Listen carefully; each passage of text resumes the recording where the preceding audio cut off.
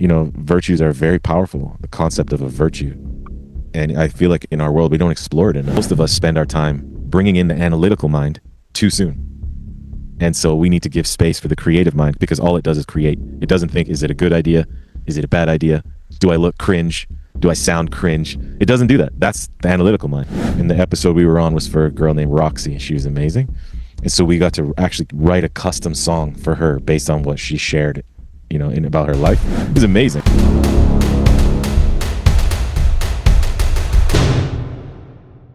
Welcome to another episode of In the Chair. Today I'm talking with Karim Rushdy of the pop duo JC and Karim.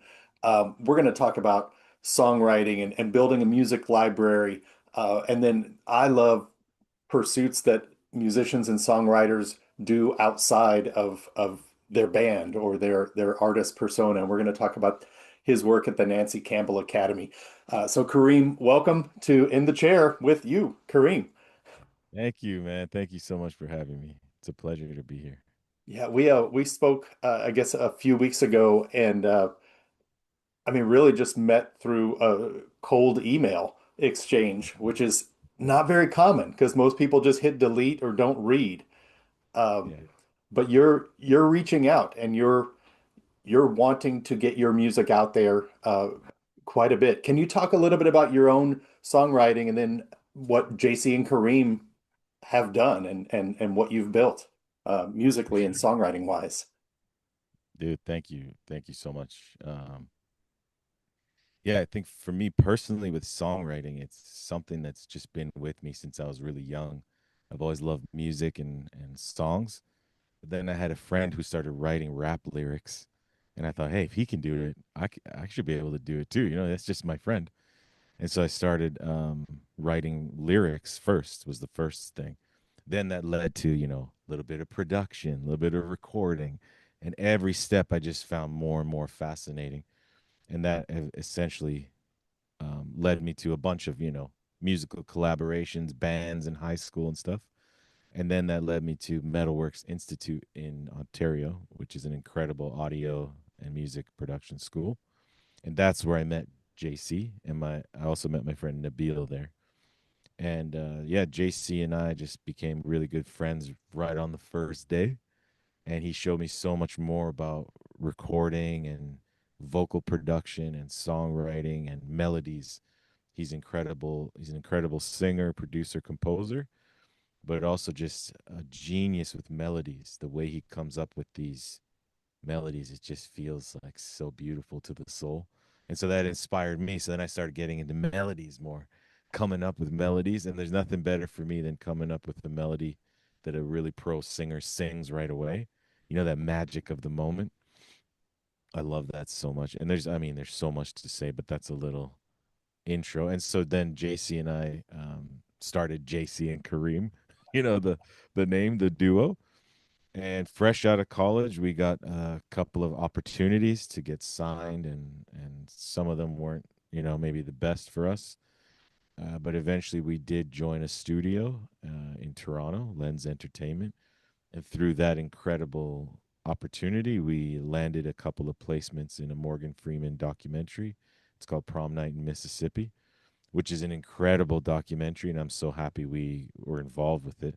That one we didn't write the song, but it was our voices, and it was just a joy to be in that. And then another one was The Big Voice, a TV show that aired for a while on a few different networks, including Oprah Winfrey and the Women's Network. And that one we were actually in the show, like our faces, because it's about women, finding their strength through singing, through their voice. So it's a beautiful show. And the episode we were on was for a girl named Roxy, and she was amazing. And so we got to actually write a custom song for her based on what she shared, in about her life. It was amazing. And that just again, each experience, right, is confirming for me, yes, I want to write songs, I want to make more songs. And so that was an incredible process. And then things kind of moved on. I worked in a youth center in the music studio. And then I found myself at Nancy Campbell Academy, this private international high school in Stratford, Ontario, very small town. Uh-huh. but and it's a small school, maximum 100 students, but it has such a big vision, such a big goal to do something different with education.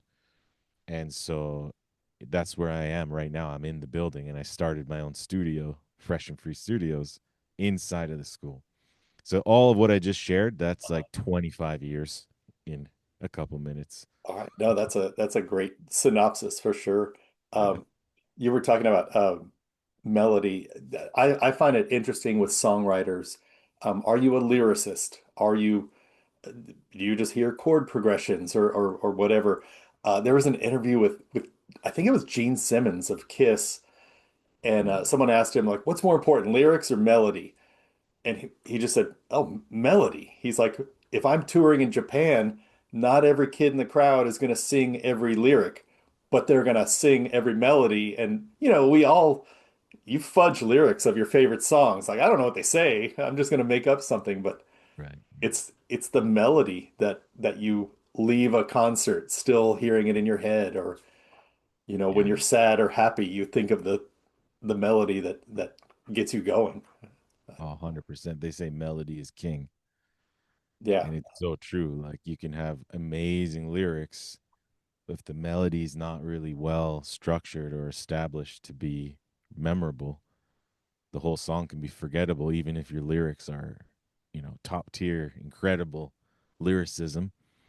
But I think it's I can't not mention that I also am really strong about the lyrics, and that's I think has to do with my experience in the Junior Youth Spiritual Empowerment Program, which is a program that the Baha'i community has started in the world.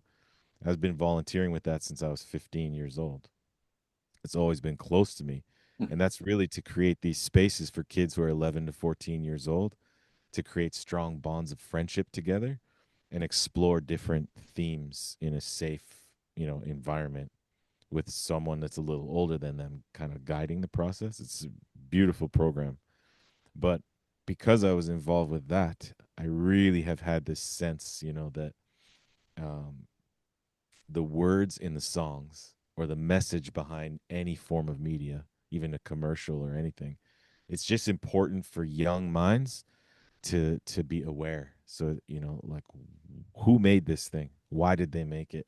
What's the main message? And then does that align with my values? That's a very important series of questions for a young mind to ask. As adults, we can decide to do whatever we want. We've had our chance to develop our compass to navigate the world, but young kids, they don't have a compass yet. So it's an unfair moment, right? And then we have this huge media machine just slamming these messages. And I don't even believe there's like evil people. I don't think that at all. I think people are just making stuff, and just going about their life. But I Sure. do feel like lyrics are where we get to have intentionality. So we get to actually think, we get to analyze, okay, what are we saying in this song? What effect will it have on that age group? What effect will it have on my grandmother? If I play it for and then now that I have kids, I'm like, well, if I play this song I just wrote for my children, am I comfortable playing it for my kids? Or am I proud to show it to my wife? You know what I mean? As you grow through life too, you have a different perspective on the lyrics. So I agree melody's king, but I just feel like maybe lyrics are the queen or something, like it's very important. Well, it's the mixture of two that makes a great song. It's not only one or the other. Yeah. Uh, I want to real quick just kind of revisit JC and Kareem, and then kind of move beyond that. But Yeah. on Spotify right now, you have a single called "Thankful," and then an EP, "Songs of Love," um, and I mean, it's just feel good music. "Thankful" is just so positive. Um, it's clear that you have a sort of a directive, or your lyrics are very intentional about, thankful is just about being grateful. We're all so lucky to be here, our visiting today, all the things that have to happen for us to visit. Uh, with respect to JC and Kareem, and creating those songs, I mean, Songs of Love just speaks to itself. Um, Mhm. what what was it about those songs that chose you? chose, kind of chose you to release those. Like these are the songs that are going to be this EP. And I don't, this question is getting longer and longer, but I noticed Thankful was released in 2020. I'm going to imagine you started writing it before the pandemic, uh, but No, no. All right. So can you talk about that single and that EP and maybe yeah, what for it sure. means? Um, so thankful is an interesting one. I'll start with the question to you for fun. For fun, Sure. who do you think we made it for? Like which demographic? Um, Just what comes to mind when you hear it? what's interesting is the melody to me seems like it's directed more toward the youth, Mm, but it might be that you're talking to all the adults, just all the struggle we were all going through. Like, remember what is positive and be thankful for the things that we do have. incredible, man. I love hearing that Uh, because yeah, I mean the it's a line, sweet sing song, almost a 90s R&B melody to me, yeah, and then which maybe says something too. It's yeah, to the yeah. people who listened to those melodies in the 90s. Well, that's true. JC is 100% a 90s R&B inspired person. That's his era, his favorite era, and it's rubbed off on me. Now that's my favorite era too. But we actually made that song for a children's program for kids, a songwriting program that was online. So we wrote that song based on virtues. The program was designed around virtues, so kids were coming together to write a song and learn about songwriting. And so we left a verse open for them. So we had verse one, verse two, and then they had to write this the essentially what's our bridge now. We left open, and they had to finish it off. And we'd made a few songs about different virtues, and that was one of them. But the interesting thing was, we actually thought, okay, let's make this for the kids, but let's not make it like a kid's song. Let's make something we think is cool, but it happens to be about this virtue of thankfulness. And the funny thing is, once the song presented itself to us in the process, creative process, we sat back and thought, wow, this actually is like, I like it. you know, as an adult, I'm thinking, well, I need this message, especially it was during COVID, the pandemic. I was thinking, man, we actually all need to be very thankful. And so, yeah, it's a powerful message. And I just feel like that was a unique process to be able to write something for kids, but have it, you heard it, you didn't know that backstory. And you Yeah. thought, oh, maybe it's youthful, but also the adults will benefit most. It's so interesting. So we don't know the effect of the songs we write, but I loved this idea of writing for kids, but not trying to make something that sounds, you know, childlike. So that may be something we explore more in the future. But that was the song Thankful. That's where that came from. And I've had so many people message me thanking me for the song about thankfulness, you Wow. know. And I feel like the virtues are very powerful, the concept of a virtue. And I feel like in our world, we don't explore it enough. So that's something JC is also very passionate about. I know that. I don't want to speak for him, but I know because we worked together so closely that when we were doing that, he was really pumped. Like, wow, it's like an honor to be involved with something that's so uplifting, but it's not like preachy or anything like that. It's just a song about being thankful, which seems so simple, and Yeah. everyone can get down with it. And anyway, so I'll stop on that one. And then the songs of love. Yeah.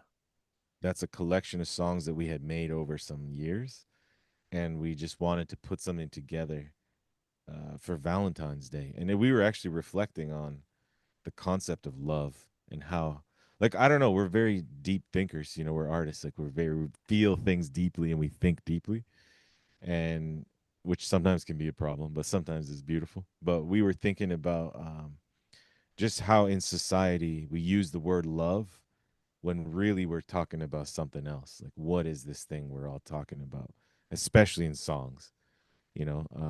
I could give examples too, but I won't. Essentially, the point is, what is love? Let's explore that. Is it a fleeting moment of a desire? What is it?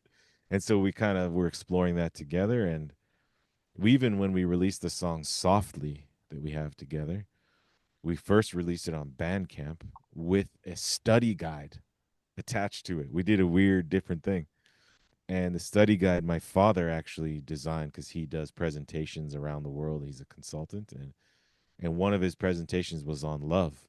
What is love really? And he did a bunch of research and pulled all these quotes and everything. So we had this like slide deck of a study guide that you got for free if you download the song, and the instrumental version so you could write your own lyrics about, after studying the thing. And so that's a fascinating one. And then so the collection was like, well, let's put these songs that we've made, because we really were thinking like, real love songs, like not a song about me just trying to have sex with somebody, or not a lustful song, but just a song actually about this love. What is that? Have we lost that as a society, or does it exist? I know it exists. I have a wife and I know we love each other, and I love my children. That's love. So, anyways, I could talk forever, but that's where Songs of Love, the idea came, a collection of songs that we felt was really about this concept. And I think that's something we can explore for the rest of our lives. You know, it's a powerful, powerful theme. It, everything you just said is why I love doing these interviews. Why I love doing these interviews. Yeah. You can listen to songs of love, and it's pretty. They're pretty nice songs and enjoyable to listen to. There's movement, all that kind of stuff. But you don't know that the songwriters that wrote them had this whole backstory Yeah, of yeah. deep thought about the concept of the definition and misuse and appropriate use and what it means. That's a great backstory just for any songwriter that yeah, you generally want to put some rhyme couplets together and put it to a melody and a beat, but Right. so much more goes into so many songs that we hear that you don't get from just hearing the music. 100%. Well, I mean, I really believe that the artist is primarily an educator, but for some reason we think the artist is an entertainer, which is also true. But I feel like entertainment and education are closely intertwined.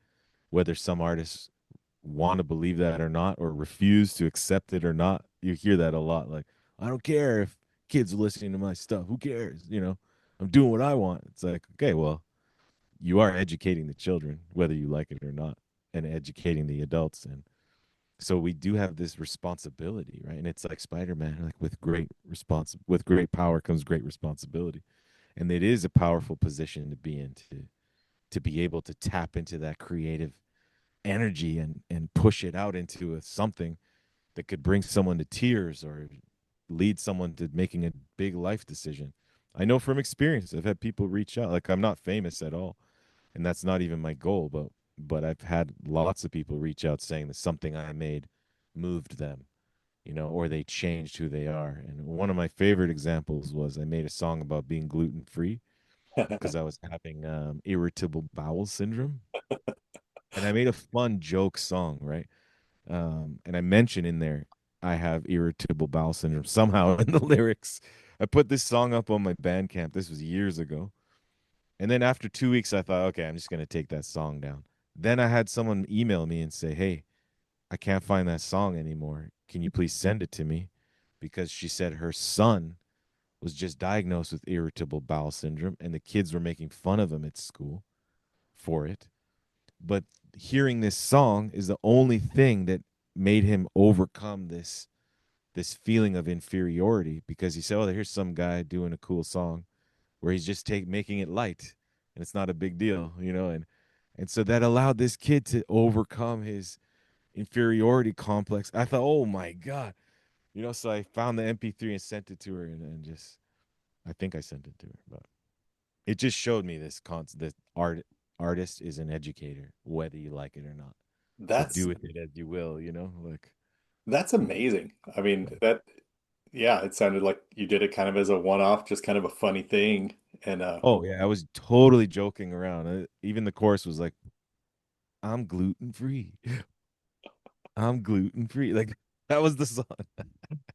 that's great. No, the whole bit you just talked about reminded me of like Snoop Dogg. I mean, he made his name on gangster rap, and and his lyrics are so misogynistic and murder was the case and all this kind of stuff. And a few years ago he put out the album of affirmations.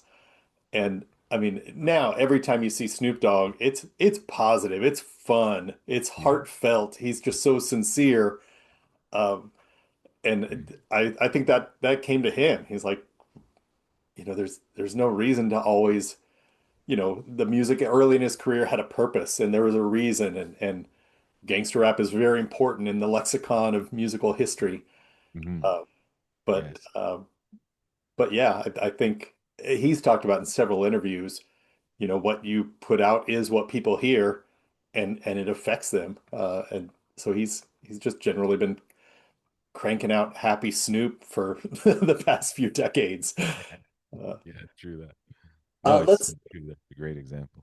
Yeah, let's talk a little bit about the Nancy Campbell Academy and the studio you built. I mean, for those of you watching, that is not a fake background No. behind him. I mean, it looks like AI generate big professional studio. So this is the studio at the Nancy Campbell Academy in Stratford, Ontario. Uh, it's it's just an amazing, just a beautiful facility. Uh, Thank you. I Really. people talk about their dream gigs, and I would put you up there to argue with people who think they're in a great working situation. Talk a little bit about the studio, how it came about, and what it does for students, and then beyond the student body. Thank you so much for saying that. It means a lot to me, you know. Yeah, everywhere that I've traveled since graduating from Metalworks Institute, I've tried to build a little studio setup, you know. So I've gone through, that's why I really appreciate what you said. I've gone through many iterations of the dream, and I've had this dream for a long time, like since I was 15 years old or something like that. And I pictured a music recording studio in a youth center or community center. I always thought of that. And so to have it in Nancy Campbell Academy, which is, like I mentioned, an incredible school that's doing something different, is just a dream come true. And when I've been working here 13 years, and when I started, we had a studio. I made a studio in the closet above the gym, you know, and it's a small, old building here. And it's just this random little room that was a storage room. It's storage again now, but I just brought in some of those string lights. You know, we made a vibe. It was great actually. But anytime someone hit a basketball in the gym, we had to stop recording. You know, so it was, you have to make do with whatever condition you have, whatever tools you have. And I just had a little interface, one microphone, and yeah, it just led over time, building and building and expanding and growing. And then this room itself has been maybe a 6 year process, you know. So it's been a lot of dedication because, you know, you got to get some funding, and then you got to do part of the work, and then you got to do the next part of the work, and then you need a lot of help.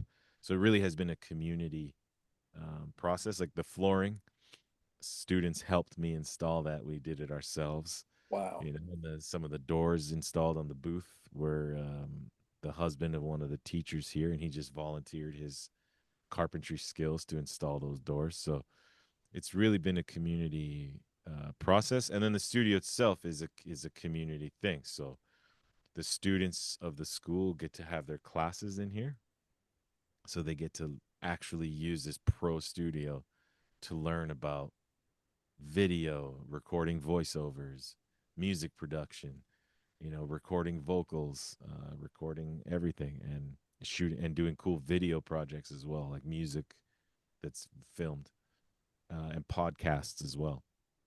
So all this kind of stuff can happen in this professional setting.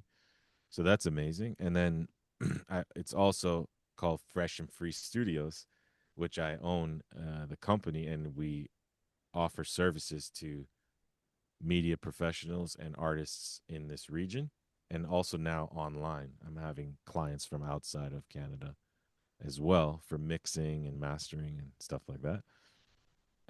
And it is the dream. You're right. It's very exciting.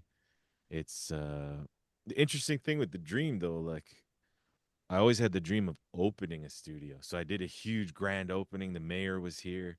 You know, we Oh had my a God. ribbon, cut the ribbon. I had 150 people that day, 50 people for the ceremony. Like it was huge. We broke the fire code by mistake. Don't tell anyone. I didn't know, you know. And anyway, so now, the next day I was depressed. It was the happiest day. This grand opening went perfect. I couldn't even picture a better grand opening. And then I was depressed. And then it took me a day or two to realize, oh, yeah, it's because I didn't picture anything after the opening. So I just think anyone who has that dream, you got to really think if you open a studio, that means then you need to manage it. You got to get clients, client acquisition. You got to do the paperwork. You got to file the taxes. You got to pay employees. You know, like it's like there's actually so much more. You got to get more gear. You got to get loans. You know, there's so much involved to actually operate at that level. And so that's taking me has taken me a while because I don't know much about business. And so now I know a lot more, and I'm kind of undoing some bad decisions I made earlier on, but it's okay. Uh, It's going really well. And yeah, so I have a few returning clients, but I'm open for more clients in the studio. And the other thing that it's helped me realize is since this is my dream, that I can just give it the time that I need and just really focus on it and not feel in a rush, you know, because I was doing that for a while. I got to figure it out. It has to become amazing, you know. By the end of this month, it better be perfect. It's like no, no, just let it happen and just keep being myself, you know, because I want to create different environment. I want to create an environment that's loving always. And if I'm rushed and stressed, it's gonna be harder to do that. So Man, what you just described, it kind of circles back to the concept of love. Like I just think like most Hollywood movies are about falling in love, which is really the easy part and the fun part and the exhilarating part. yeah, But yeah. being in love or the studio is open, like, oh, now the work starts. Yeah, the work of building the love. Yeah, exactly. That's impressive. I mean, I'm down in Texas and I don't have a current recording project, but the next time I do, I just want to find an excuse to go Yeah, spend time there. great. Um, I have a practical question. I mean, you're on the campus of the school and students are in there all the time. Um, and I'll just speak for myself as a musical student coming up. Um, I had a positive side where I would work hard, I would practice, I wanted to, make a good song or whatever. But kids can also steal stuff. They can spill sodas on the mixing board. Just make a mess. All that kind of stuff. Did you did you find a challenge in the reality of, oh no, we're gonna have kids in here all the time, of how to manage that and set expectations for, behavior and responsibility and stuff like that? Like that's not what a normal studio owner has to deal with. Yeah, that's a good point. I'm glad you brought that up. And I hope some students are watching right now to get reminded of the rules because that's the way that I manage that is with just two basic rules. You know, is no food or drinks comes through the door for students ever.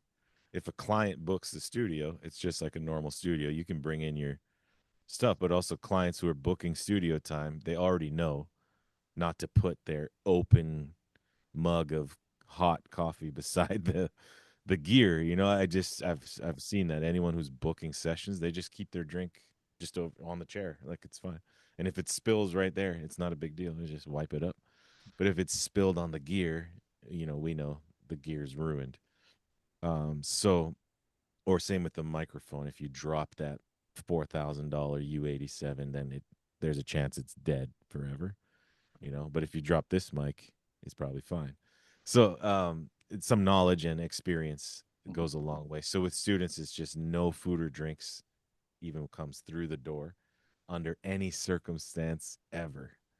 And so they just keep it outside the door. And I say you should eat and drink. It's good for you, but just step outside. You just like I give also them the freedom to just step outside and have a drink, have a bite. It's fine.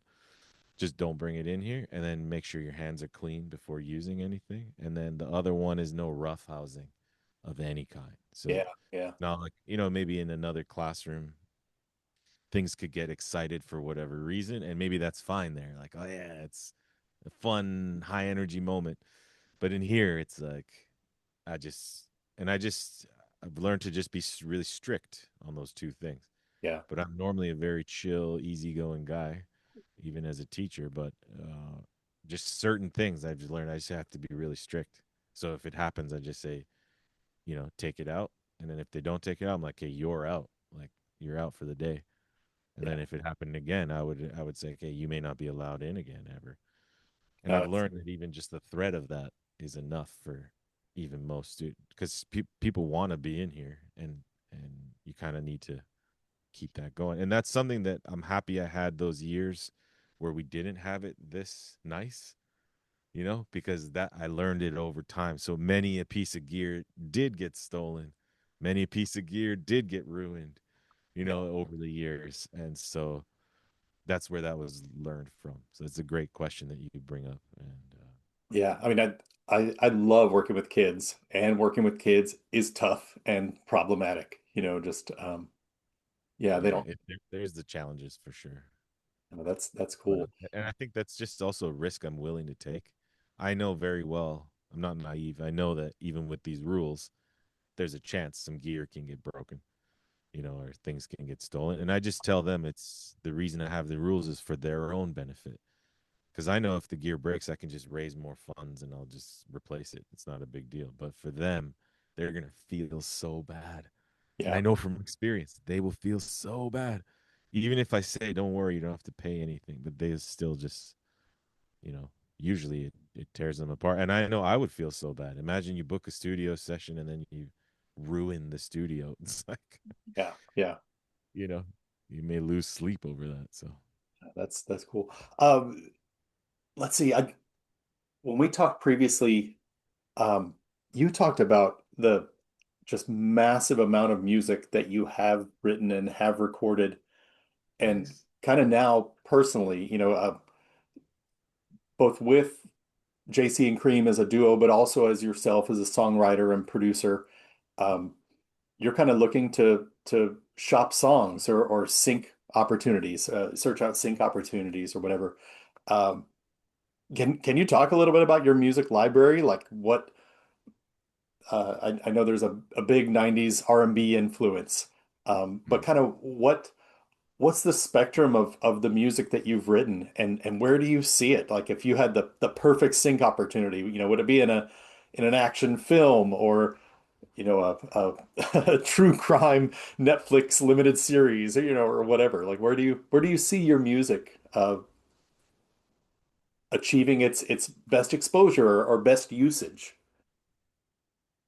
Yeah, I mean, it's kind of like an overused word, but I think just the word cinematic comes to mind. JC and I love movies, just genuinely.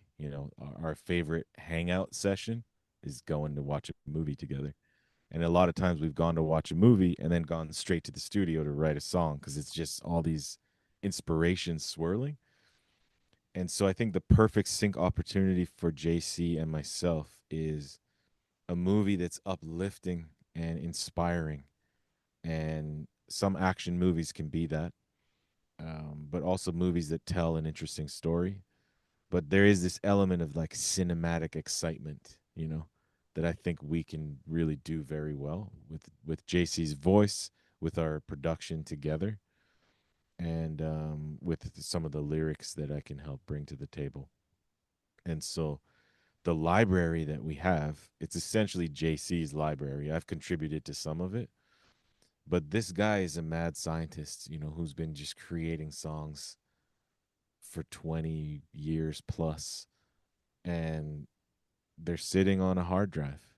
And some of them are ideas, but some of them are full songs, and they range in genre, but essentially they're cinematic pop, R&B, and hip hop.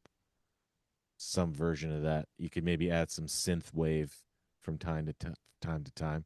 Uh-huh. because we get experimental. Some of it now he's branching out too. And I've actually told him to stop showing me stuff, right? Because anything he shows me, I get so inspired, so excited. All I want to do is help finish the song, work together, boom, boom, boom. But then it's like, but then where's it going to go? It's just going to stay on a hard drive. So that's where I come in. I'm kind of sick of not getting it out there and not doing something with it. And I don't think JC and I are too interested in being an artist duo that's touring and performing and that sort of stuff. So that's where this sync idea came from. That, well, what's another job we can do where our songs can earn us money and we can also have the satisfaction of participating in society with our art form, right? And there's you got to choose how to do that in this life. And I'm so grateful we're in an age where you can choose that. The gatekeepers are less and less influential. And so that's essentially what's happening is I made my own database of people in the music industry, and that's how I met you, right? As I say, I'm just gonna start emailing people, and that's landed like a couple of connections. No opportunities yet, but I've also learned in that process there's another way to do it. So I'm just learning, and so I'm going to be going after these couple of websites where there's sync briefs that you get like from the music supervisor, and they say we're looking for this exact type of song. So we might dig in our library and say, oh, we already have that, and then submit it, or we might say we got to write a new one. And so JC and I are about to begin. I told him I think we need 1 to 2 years where we're submitting one song a week, and then for at least 1 or 2 years, and then decide if that worked or not. Because I've learned now that consistency is key. So you can't try something for 6 months and say it didn't work. It's not long enough. You Right. got to try for at least 12 months. That's like the minimum.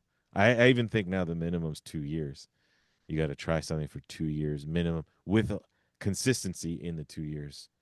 So that's what we're doing, and the library that we have is essentially that is what I kind of described already. And there's so many of them, like hundreds for sure, if not in the thousands at this point.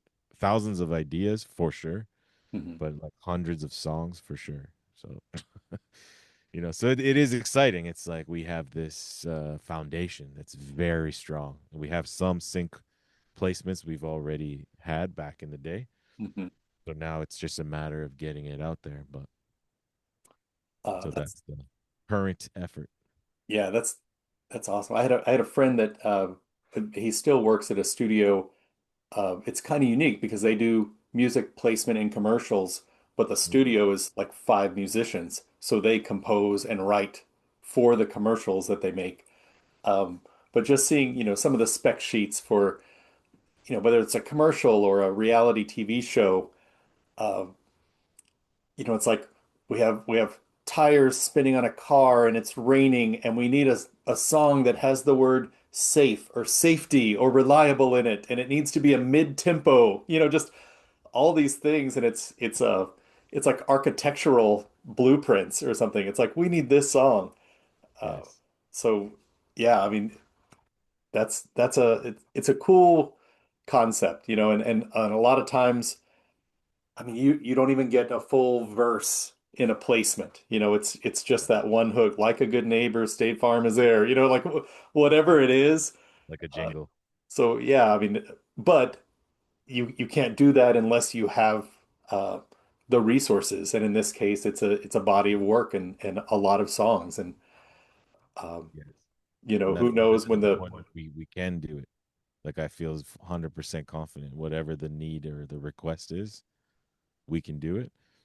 And I just have one thing about that is one way that I was able to develop my lyricism to be able to write about anything was I got this gig to write rap songs using random English vocabulary words for kids in China who were going to be learning those vocab words.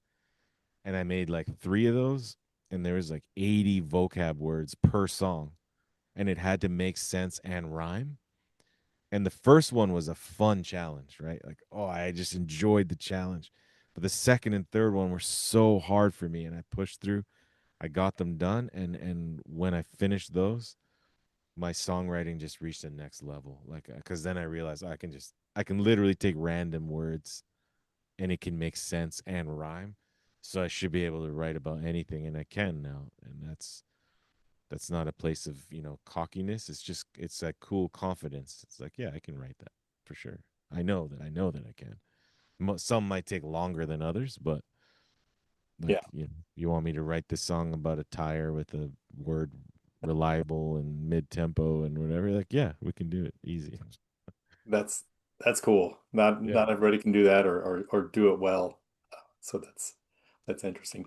Um, I've only done this a few times, but I want to jump into some five questions. You Okay. don't know what these questions are, and we'll just kind of just jump through them and see how this goes. Okay. Um, First one, I'm interested when you want to hear music. Like, man, I want to play a song. What platform or what media do you go to? Is it digital in front of you on the computer, or do you go put on an album, or I bet you still have a CD collection. No, I don't. All right, all My right. thing is YouTube Music. I have a pro account, and so no ads or anything. And YouTube Music is my go-to from my phone, and I have Bluetooth earbuds. And I think it's partially because I have a family of young children, and so when I put earbuds in, I can zone out. Do the dishes and just hear the songs in my head. That's cool. Um, I don't personally know people who listen to YouTube music a lot, but it makes me so happy because every album I've been involved with for the past, 5, 10 years has gone to YouTube music, and you want somebody to listen, and it's you. Yeah, it's me. I do DJing as well, and especially for weddings. And I actually just use YouTube Music to DJ because I have the pro account, and YouTube has every song ever made. It's the biggest library on earth, as far as I know, of songs. And so any request anyone makes in any language, almost, it's on YouTube, right? So people are coming up Persian song, Turkish song, German pop, whatever it is, boom, it's there. You can search it up. And so I actually have a second DJ assistant with an iPad, and people come to him, and he adds onto a YouTube music playlist called requests that's private with me, and I'm behind a bit, and I just pull from the request playlist, and I just fade between Chrome tabs, because people don't want me to DJ because I'm good at blending songs in that sense. It's because I'm also an MC, because I've performed a lot as a rapper. So I use a mic and I get the crowd going, and have fun. And I take requests, which some DJs don't do. So I'm not even like a normal DJ, but that's interesting. So YouTube Music is my main go to, but I also own this studio. So if I really want to enjoy it, my go to is the studio Yeah, on the big speakers, and I'd sit back. This chair can lean back more, and I call it getting in the zone in the spaceship, and I just lean back, and that's usually for an album to enjoy a whole album because I still really really love the concept of a whole album, and you just sit and listen to it. I love that. So yeah, that's fantastic. Okay, so after this interview, you go to YouTube Music. Uh, what's a go-to artist that you listen to maybe a few times a week or a few times a month? Justin Bieber, the Really? Justice album. Yeah, yeah. And I mean, I am in Stratford, which is his town, which is interesting. But no, I just the Justice album that he made, it just speaks to me. It's actually the kind of music I want to make more. It is about love. It's very wholesome love songs, and then also the whole album as a whole has this uplifting call to humanity. And he does that in a very strategic, basic way by sampling Martin Luther King, and just actually having huge sections of some of Martin Luther King's speeches just in the album. So if you listen to the entire album Mm. over and over, it starts to make sense and click that, like, oh wow, this is a very uplifting project. And just the production on it is insane, and the melodies are infectious and beautiful. And I feel like someone at his level could easily have made those songs about lust and desire and all those sorts of things that we hear all the time. Same old bubblegum stuff. There's nothing bubblegum about this album. It's very deep, and there's even mention of loss, losing someone and still having them close to you through love. Like that's a deep concept, you know, and, and so that's one of my favorite albums of all time. My next go-to artist is Usher right now. Um, but that's not really because of any uplifting reason. It's just the melodies get to me. Yeah. And then other than that, it's kind of a sad time for me with music because I just default to lo-fi hip hop playlists, which are very popular. But like when I just want to hear music, but I'm grinding away, right? Like I got 4 kids, I got a business, I got a job, I got a lot to do. I volunteer, I'm performing, I have my own gigs. It's just like a never-ending list of tasks. Mhm. So most of the time I can't really listen to music. Most of my time is with music is playing a lo-fi hip hop instrumental playlist so I can work, but I have music going. And the other one is Afrobeat and I'm a piano, that genre. I just pull up a playlist and hit play. And Cool. and yeah, I'm a piano music for me is like I don't even know how to describe it. It's just amazing. The rhythm of it, the openness of it. That's why I can focus, but I can kind of dance as I work. No, that's great. Uh, you might actually be sitting in this, but the third question I want to ask is there a highlight of your musical path so far? You know, whether it's a placement of a song or having some recognition. Uh, what Mm. what has been just something you're really proud of and it just fills you up? Yeah, that's an easy one. I'm so blessed to have been accepted to work at Nancy Campbell Academy. And my proudest thing with music is working with the students of Nancy Campbell Academy to write songs every single semester. We write songs. There's a theme that we all choose together, and then we make songs together. And that is the best thing I've ever done in my life. And I get to do it every semester, like twice a year, So it's a blessing. Not many people even know what they love. And I know that. So knowing what I love and getting to do it over and over is such a joy. Yeah. That's great. Yeah. Um, how about the next question of a career goal of yours? I know you want to get song placement is kind of, building that next stage of your career, but is there a particular thing like, man, if my song could be the opening theme of the Olympics, or do you have something in mind like, man, I'd love to get that? Yeah. Yeah. I have a bunch actually. So the next step is I want JC and Kareem to get a placement in a Netflix movie or TV show. I want to be on Netflix. Basically, that's like one thing. I don't know. Something feels like then you're kind of you've done it.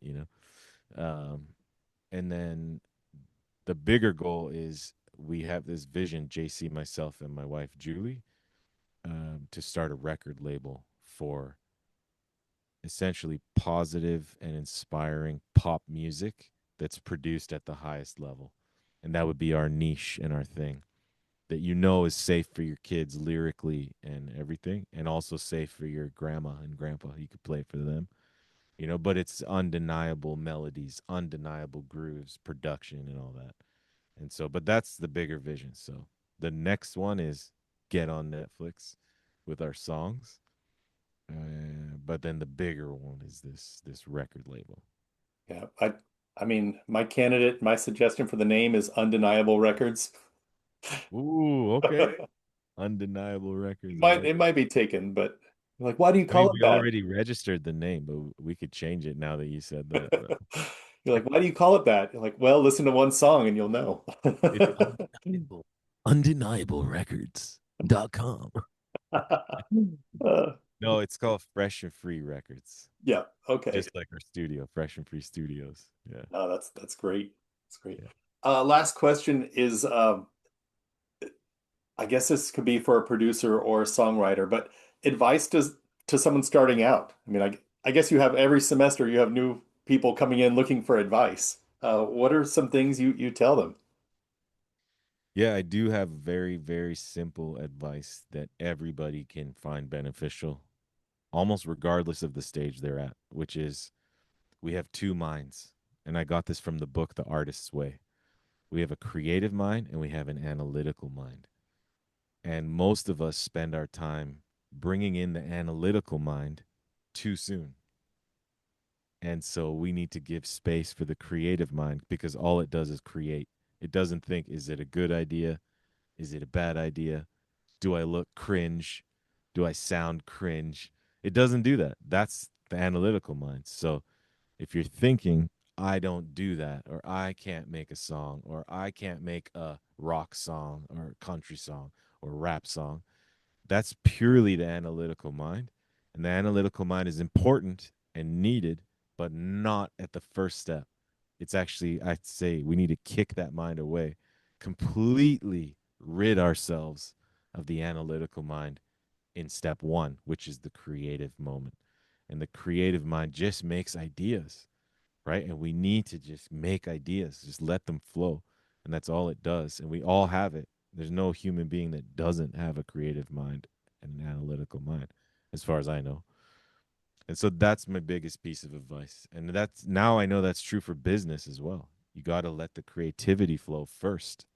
Then once you have a thing, you can sit back and say, okay, what needs to be improved, right? That's the refinement process and editing or whatever you want to call it. So it's the same thing's true for writing a song, for running a business, for leading your family, for raising kids, for being a good husband, for teaching students, for everything, for putting on a good performance.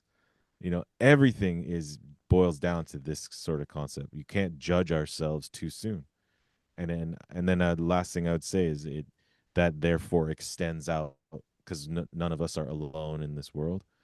We can't judge others too soon either, right? We got to let our creativity flow first. If someone's being super annoying, let's allow our creativity first. But maybe they're having a bad day. Maybe they're a thing. Have I ever been annoying? Yeah, actually, I have. So, what would I want someone to do for me if I was being annoying? And like that's the creativity first, and then you can sit back and analyze over time. Actually, this person's consistently annoying over a year. Okay, maybe they have a deeper issue that maybe I can't really help with, and they're on their own journey. But I'll stop there. Man, I don't know what else to do. I think we're kind of done. That's a great ending note. Yeah, don't let your analytical mind stomp out all the beauty that comes out of the creative mind. Yeah. That is great advice, Kareem. For those watching, if you want to get in touch with Kareem about booking studio time or finding music, on Instagram at Kareem Campbell Rushdy. That's KarimCampbellRushdy on Instagram, Mm. or WhatsApp 1+226-504-6328. I'm going to put that in the description of the video here on YouTube once it's released. Kareem, it's been a fantastic visit. Yeah, I kind of want to talk another few hours. And it's certainly if I find my way up in Ontario, I'm gonna find you and I want to visit the studio. Oh, please come. It'll be great. And thank you so much for having me on the show. All right, Appreciate yeah. it. Please pass along my greetings to JC next time you see him. I will. Uh, but 100%. great. All right. Well, thanks again for taking the time to visit. Peace out, dude. Thank you.